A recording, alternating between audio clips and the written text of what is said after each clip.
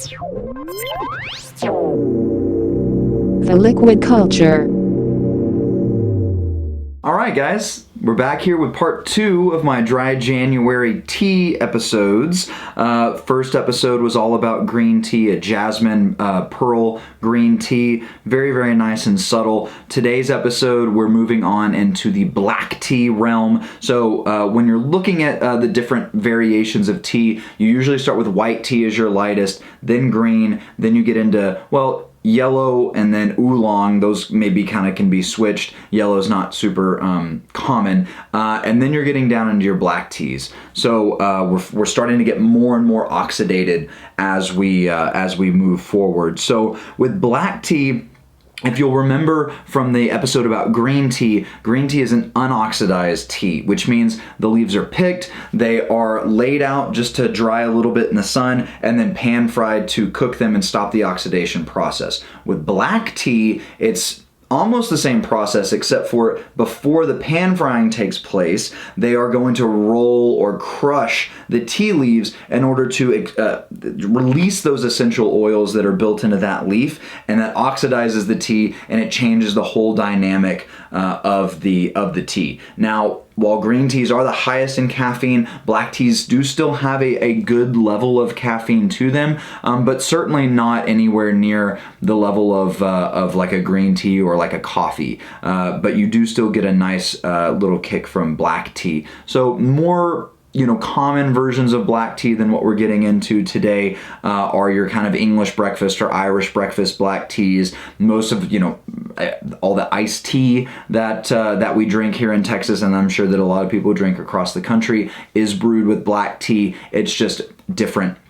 Grown in different places. All of the teas in this tea series that I'm doing are Chinese teas, which is the birthplace of tea, the motherland of tea, the place where the best teas come from. A little sensitive right now with all of the coronavirus stuff going on, but I assure you guys these teas are safe to drink. So again, today, black tea. Today's tea that I chose is a Yunnan Noir. Gonna try and again show it to you, but probably not going to get the best without dumping it out all over the place. But this Yunnan Noir, almost rolled, similar to the green tea, not real tight rolled pearls like with the green tea that we did in the last video, but still kind of hand rolled here with, you can see little bits of the white bud that's rolled in with the larger leaves in there. Same with that green tea. If you're looking for a good quality hand-rolled Fujian green tea, you want to see some of that white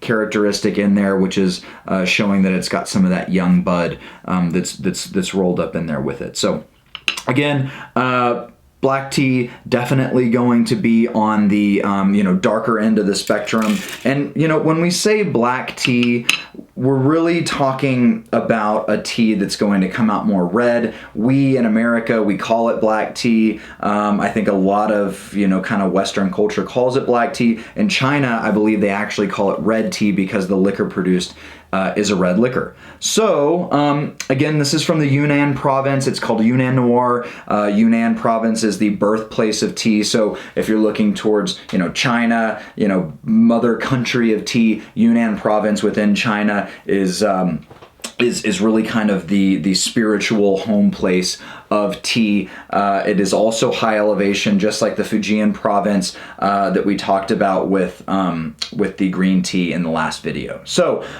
this one, similar steeping time. We're going to go 2 minutes again. If you didn't watch the first video, we talked about how you need to have an electric kettle because you do not want to be pouring boiling water into your tea. It's going to make it, especially with black tea. Black tea already has some astringent bitterness to it from that tannin that you get from the crushing of the tea. A lot like with wine production, you really get a good hard press on those grapes. All that tannin is going to be extracted from that skin. With tea, black tea gets that crush going, that kind of rolled effect to release those oils, and so it's already going to be much more tannic than green tea, that mouth drying effect that you get when drinking high tannin wine, that you get from eating high tannin foods. Black tea is certainly higher in tannin. So I'm going to turn this on here because it got a little cooled down.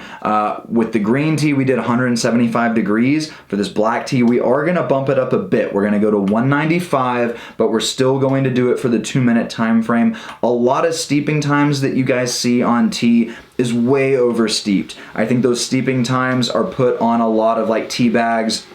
And even with loose leaf tea like this, a lot of times the steeping times can go 3-5 minutes.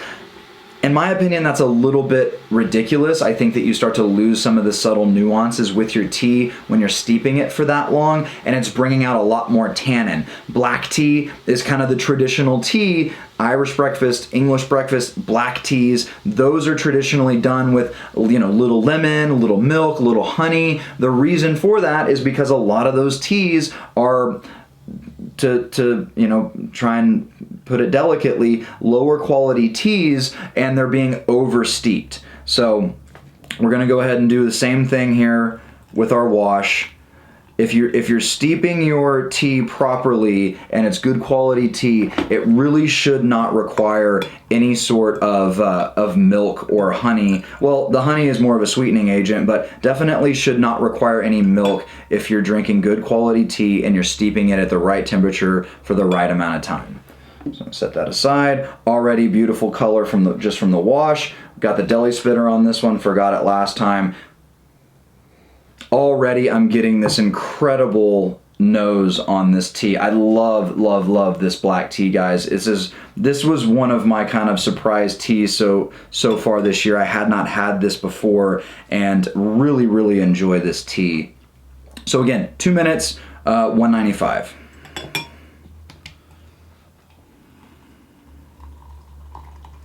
And just like in the last part, I'm not going to brew a full cup here just because I don't want to waste too much stuff. I only used a small amount of tea in this, and that's actually something that I'll want to talk about, in fact, right now, because I've got 1 minute and 40 seconds left. So let's talk about the amount of tea that you're using to steep. You'll see I've got a really big, nice tea steeper that I showed you guys in the first part. And the reason it's nice and big like that is you can get a lot of tea in here and it gives it lots of room to expand.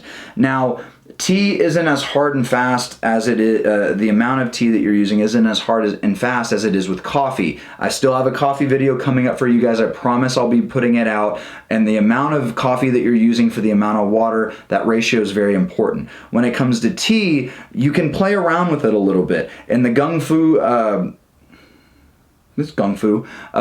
tea ceremony method of brewing, you actually use a lot of tea for a small amount of water. With the Western style, you're usually going with a smaller amount of tea, economical. You're only doing one infusion, so a smaller amount of tea you can go for. With this type of brewing. Now, you can really hone that in if you're wanting to get serious about the kind of texture that you're getting from your tea, the kind of robustness that you're getting from your tea. You can hone in the amount that you're using. But I mean, as you guys saw, I didn't even have this little ramekin filled up all the way with tea before I dumped it in here. And it can vary. It really doesn't have to be a hard and fast rule. But remember that whole idea. If you're using really high quality tea, multiple infusions. If you want to just brew a small amount like this, and that's not a full cup, then you go back and do another one this size with your second infusion, and that's really going to give you a difference in flavor and aroma, and it's a really cool thing to do a side-by-side comparison. So our 2 minutes is up. This black tea, this Yunnan Noir, it's really opened up from those pearls. Not necessarily tight pearls like it was with the green tea, but they really opened up nicely. This is a tea that I have found it will work with a second infusion, third infusion, but I really enjoy the flavors and aromas that I get just from the first infusion with this tea.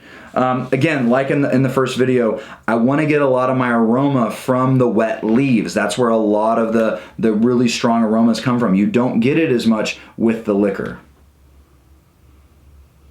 So the reason I love this tea so much is because you saw what I did. I just put the leaves in, brewed it, and we've got our cup of tea here. Nothing has been added. This tea smells immediately like almonds, like a milky creaminess and a little honeyed aroma as well. So it almost, this tea smells to me like a tea that has had milk and honey put into it without any of that in there.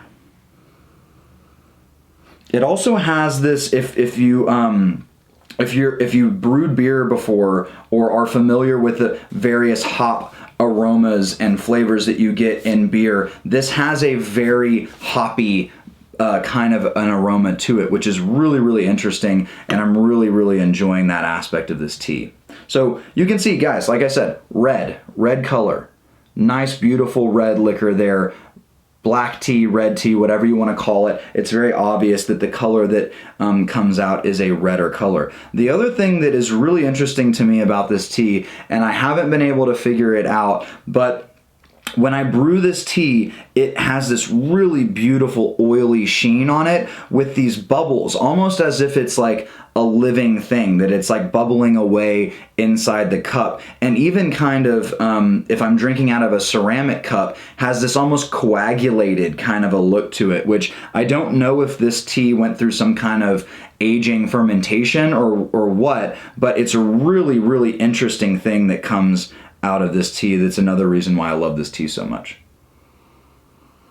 So again, the liquor, you don't really get the full aroma like you do from smelling the wet leaves. This really is just giving me kind of almost like a bitter almond kind of an aroma on the nose. Not so much that milky creaminess and that honey thing that I got from smelling the leaves.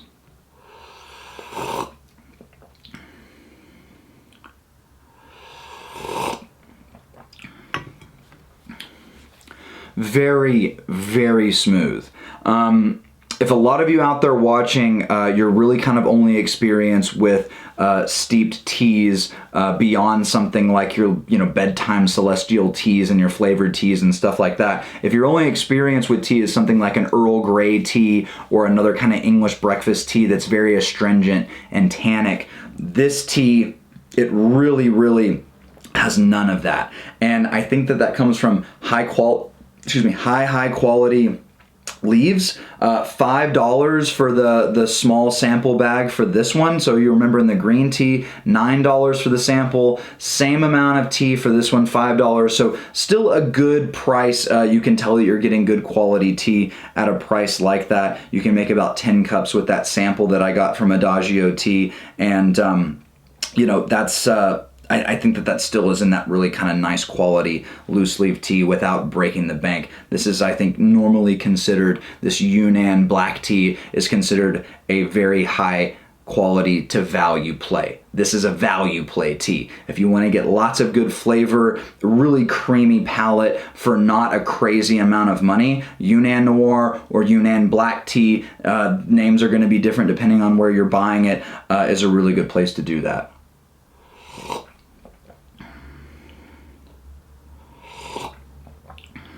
So yeah, so kind of that like almond milk, creamy, little bit of like honeyed kind of aroma and flavor. This is easily my favorite black tea. I also have some Irish breakfast tea that I do enjoy, but I think in terms of the overall flavor profile and this kind of rich creaminess that on the palate of this tea, I think that this provides for a really, really nice cup of tea.